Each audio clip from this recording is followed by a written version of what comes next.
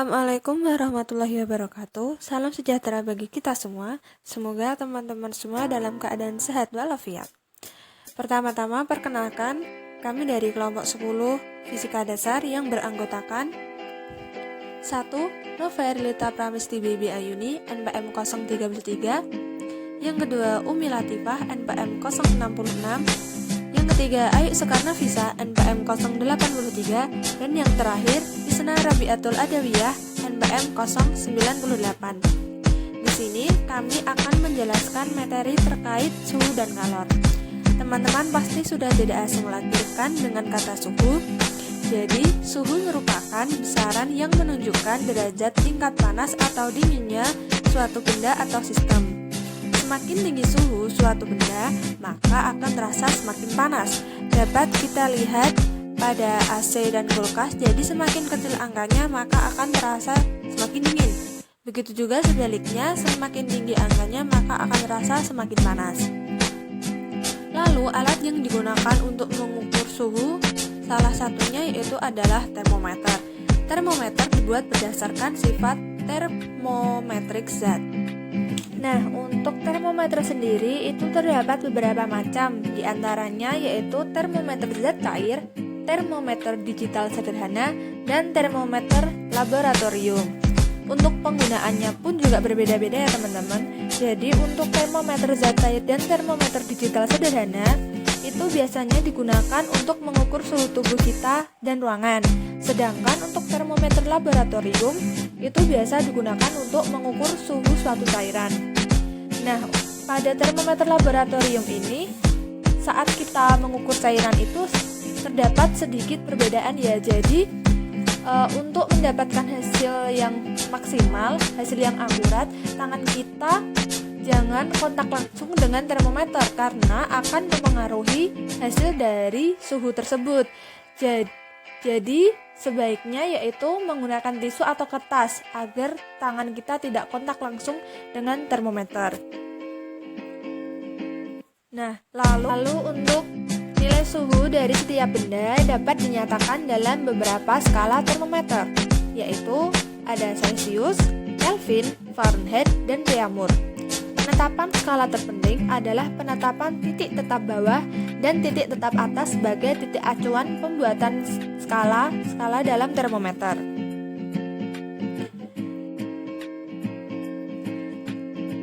Penetapan titik tetap bawah pada dipilih titik buku air murni pada tekanan normal, yaitu suhu campuran antara es dan air murni pada tekanan normal.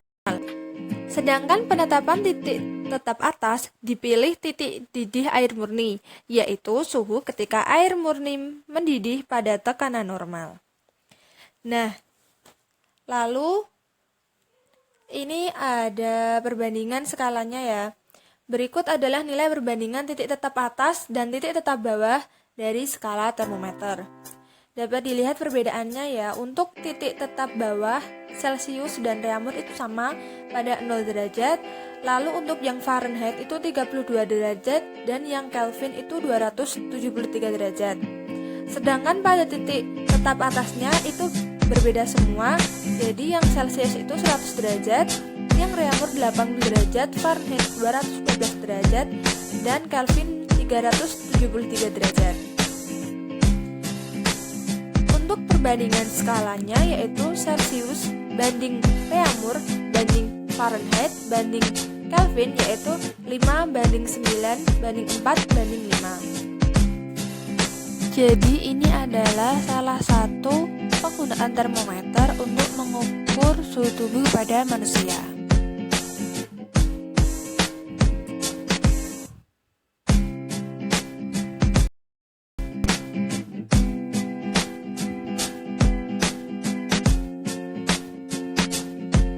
Selanjutnya yaitu kita akan membahas tentang pemuaian benda. Sebenarnya apa sih pemuaian benda itu?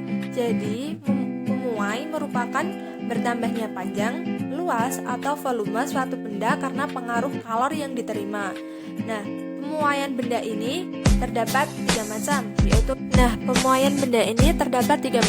yaitu 1. Pemuaian zat padat, yang kedua pemuaian zat cair, dan yang ketiga pemuaian gas yang akan kita bahas satu persatu. Yang pertama kita akan membahas tentang pemuaian zat padat. Zat padat akan memuai jika terjadi kenaikan suhu. Nah, contohnya yaitu terdapat pada rel kereta ya. Jadi kalau siang hari itu kan panas, maka rel akan terlihat seperti tidak ada celah di antara sambungan dua batangnya. Namun pada malam hari saat suhu mulai dingin, sambungan tersebut akan menjadi rapat. Nah, pemuaian zat padat sendiri terdapat 3 macam, yaitu pemuaian panjang, pemuaian luas, dan pemuaian volume. Yang pertama kita akan membahas tentang pemuaian panjang. Pemuaian panjang yaitu pada zat padat suatu dimensi yang mengalami pertambahan panjang ke arah panjangnya. Nah, pada pemuaian panjang ini terdapat rumus LT sama dengan L0 dikali 1 plus A kali delta T, atau delta L sama dengan L0 dikali A kali delta T.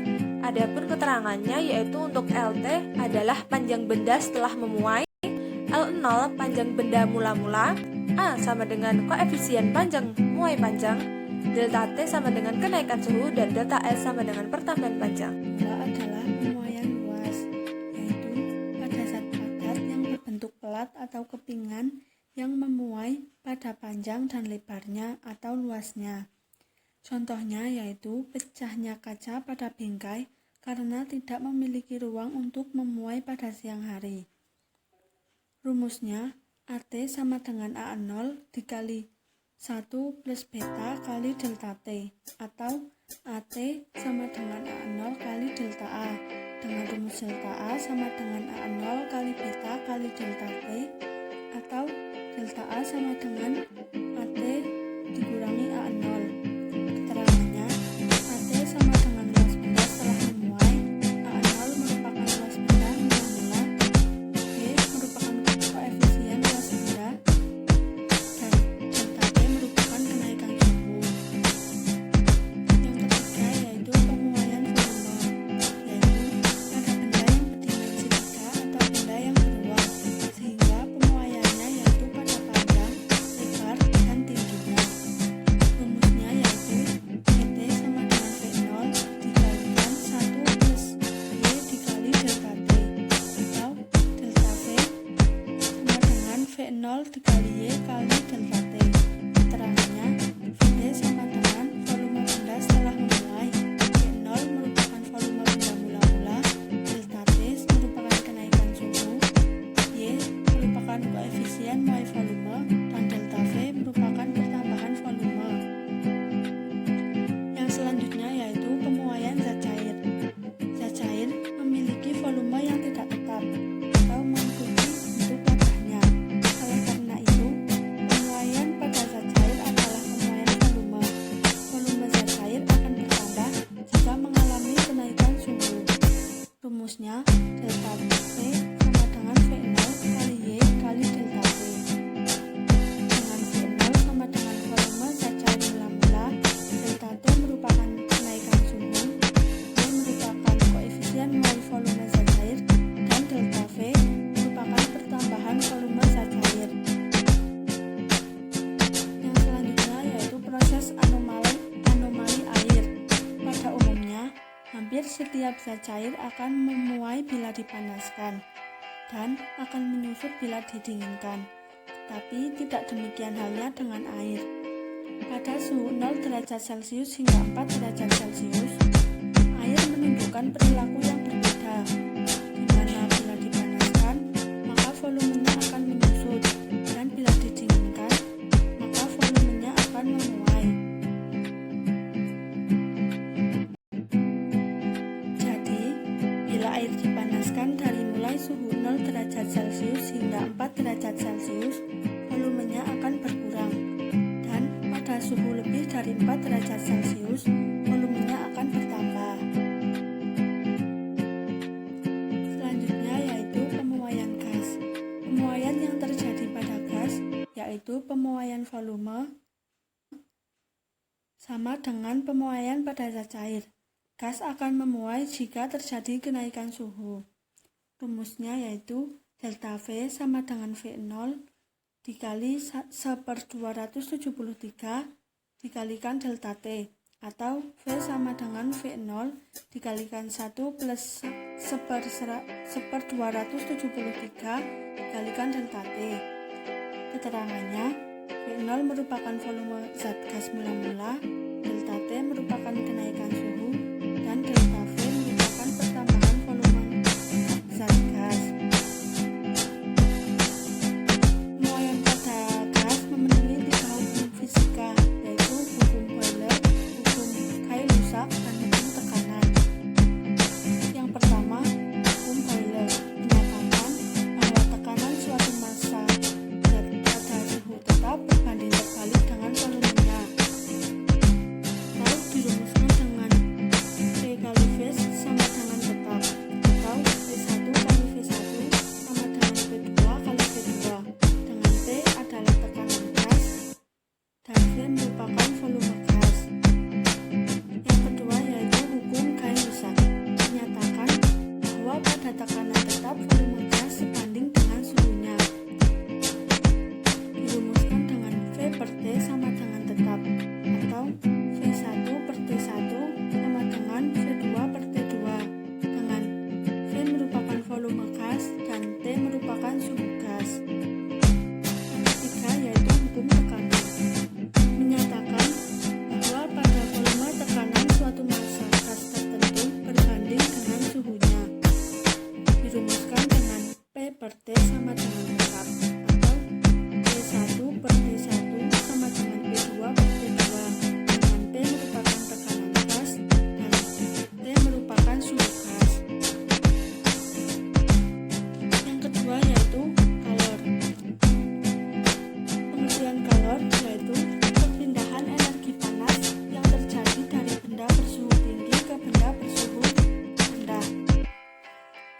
Satuan dari kalor adalah kalori, di mana 1 kalori adalah energi yang dibutuhkan untuk menaikkan suhu 1 gram air sebesar 1 derajat Celcius. Dalam sistem satuan internasional, satuan kalor adalah joule. 1 kalori sama dengan 4,2 joule, dan 1 joule sama dengan 0,24 kalori. Jadi, kalor dapat berpindah karena adanya perbedaan suhu. Sebuah benda yang dipanaskan, dia akan diberi kalor, maka benda tersebut akan mengalami kenaikan suhu. Semakin banyak kalor yang diserap atau diterima oleh suatu benda, semakin besar pula kenaikan oleh suatu benda, semakin besar pula kenaikan suhunya. Yang selanjutnya yaitu rumus kalor. Kalor disimbolkan dengan huruf Q besar, dengan satuannya joule, dengan rumus Q sama dengan M kali C kali delta T, dengan Q adalah kalor, M adalah massa jenis, C adalah kalor jenis, dan delta T adalah perubahan suhu. Perubahan suhu di sini satuannya yaitu Kelvin. Kemudian yaitu alat ukur kalor atau disebut dengan kalirometer sederhana yang terdiri dari water, termometer, spiral, ignition wires, oksigen atmosfer, dan sampel in cup. Kemudian ada pengaruh kalor terhadap suatu zat. 1. Kalor dapat mengubah suhu benda. Contohnya, air yang panas memiliki suhu tinggi, air yang dingin memiliki suhu rendah. Apabila kedua air tersebut dicampur, maka akan menghasilkan suhu baru. Kemudian, kedua, kalor dapat mengubah wujud zat. Kalor yang diberikan pada zat dapat mengubah wujud zat tersebut. Contohnya, es batu yang didiamkan akan mencair. Hal itu merupakan perpindahan wujud zat dari zat padat menjadi zat cair. Perubahan wujud benda dari gas menjadi cair disebut dengan mengembun, sedangkan dari cair menuju gas disebut dengan menguap. Perubahan wujud benda dari cair ke padat disebut dengan membeku, sedangkan dari padat ke cair disebut dengan mencair. Perubahan wujud benda dari padat ke gas disebut dengan menyublim, sedangkan dari gas ke padat disebut dengan mengkristal. Pembagian kalor dibagi menjadi 3, yaitu ada kapasitas kalor, kalor jenis, dan kalor laten. Kapasitas kalor yaitu banyaknya kalor atau energi panas yang dibutuhkan untuk menaikkan suhu suatu benda 1 derajat Celcius atau 1 K. Rumusnya Berikutnya C sama dengan Q per delta T. C sama dengan MC delta T per delta T. C sama dengan M kali C.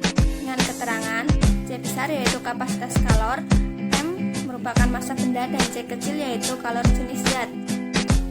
Kemudian ada kalor jenis. Kalor jenis yaitu banyaknya kalor yang diperlukan untuk menaikkan suhu 1 kg zat 1 derajat Celcius atau 1 K dengan rumus C sama dengan Q per M delta T.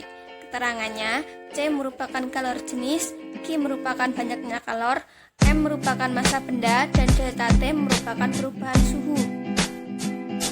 Kemudian ada kalor laten. Kalor laten merupakan kalor yang diperlukan suatu zat untuk berubah wujud. Rumus asalnya yaitu Q sama dengan M kali L. Kemudian menjadi L sama dengan Q per M dengan keterangan Q yaitu kalor yang diperlukan, L yaitu kalor laten, dan M yaitu massa. Berikutnya ada asas Black. Asas Black yang dikemukakan oleh Joseph Black menjelaskan bahwa besarnya suatu kalor yang dilepaskan oleh suatu benda sama dengan besar kalor yang diterima suatu benda. Hal ini dinyatakan dengan Q1 atau kalor yang dilepas sama dengan Q2 atau kalor yang diterima. M1 kali C1 dikali T1 min Tm sama dengan M2 kali C2 dikali Tm min T2 dengan keterangan M1 merupakan massa materi bersuhu lebih tinggi, C1 yaitu kalor jenis materi bersuhu lebih tinggi, T1 yaitu suhu materi bersuhu lebih tinggi, M2 yaitu massa materi bersuhu lebih rendah, C2 yaitu kalor jenis materi bersuhu lebih rendah, dan T2 yaitu suhu materi bersuhu lebih rendah.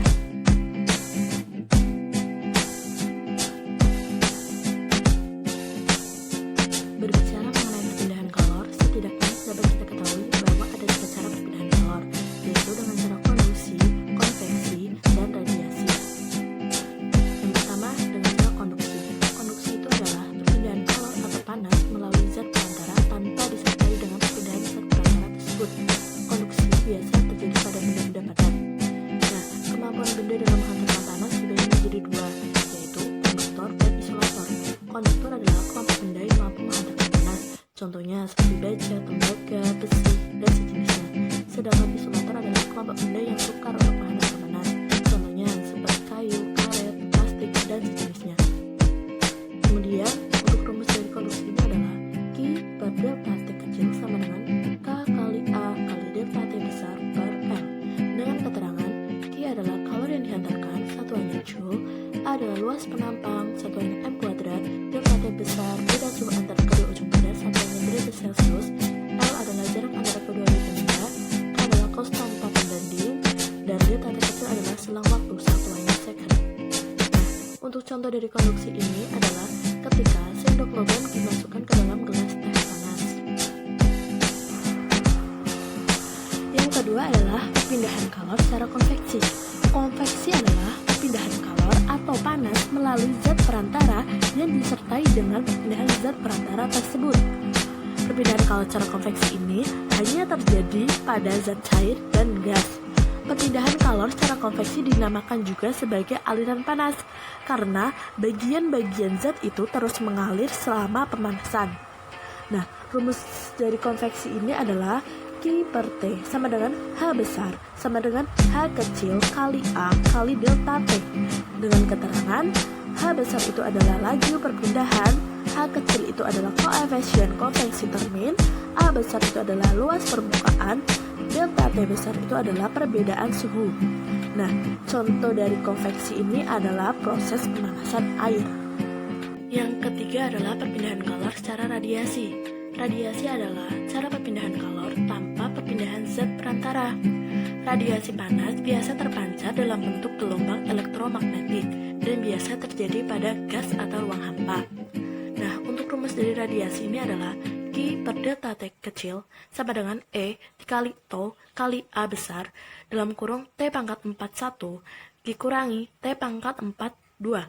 Dengan keterangan Q adalah kalor yang dipancarkan, satuan joule, T1 adalah suhu mutlak, T2 adalah suhu mutlak lingkungan, E adalah emisitas bahan, tau adalah tetapa Stefan Boltzmann, A adalah luas penampang, dan delta T kecil adalah selang waktu yang diperlukan. Nah, untuk contoh dari radiasi ini adalah ketika menjemur baju di bawah terik matahari. Selanjutnya adalah penerapan suhu dan kalor dalam kehidupan sehari-hari. Yang pertama, lemari es.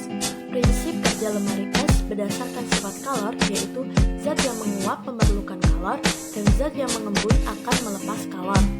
Prinsip kerja lemari es ini adalah mengambil kalor yang ada di dalam ruang lemari es, selanjutnya melepaskan di luar. Maka biasanya bahan yang digunakan yaitu yang mudah menguap, seperti freon. Yang kedua, yaitu mendinginkan minuman ringan. Menurut asas Black, kalor yang diterima suatu benda sama dengan kalor yang dilepaskan benda lain. Pada peristiwa pendinginan minuman ringan, akhir dari proses ini adalah dicapainya keseimbangan suhu di antara minuman ringan dan uap air. Suhu minuman turun, sedangkan uap air mengembun, akibatnya minuman menjadi lebih dingin. Yang ketiga adalah setrika. Setrika terbuat dari logam yang bersifat konduktor yang dapat memindahkan kalor secara konduksi ke pakaian yang sedang disetrika, misalnya besi, kuningan, baja yang tahan karat. Adapun pegangan setrika terbuat dari bahan yang bersifat isolator, misalnya seperti karet atau plastik. Nah, tujuan dipilih bahan isolator ini adalah agar tidak panas saat dipegang untuk menyetrika. Yang keempat, pada kedokteran menggunakan termometer untuk mengukur suhu badan, dan biasanya ada juga termometer ruangan untuk mengukur suhu ruangan. Yang kelima, alat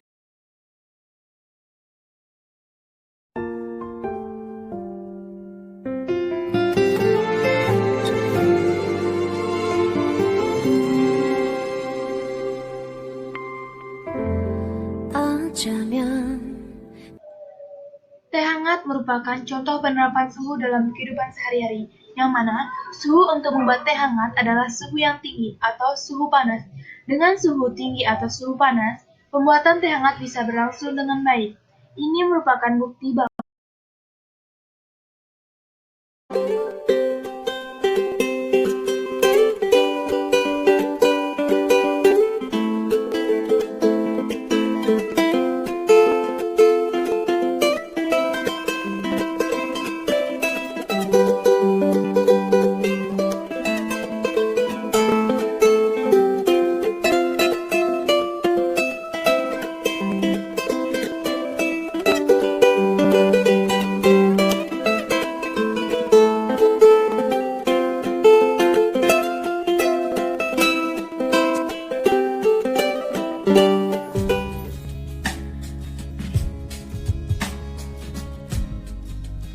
Mendidih sebenarnya adalah proses pergerakan air panas dan air dingin.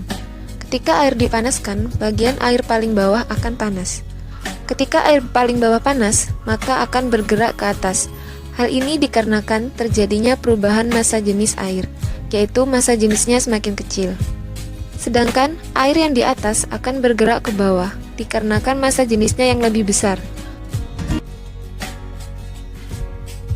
Proses perpindahan kalor dari suatu bagian fluida ke bagian fluida lain oleh pergerakan fluida itu sendiri disebut dengan konveksi.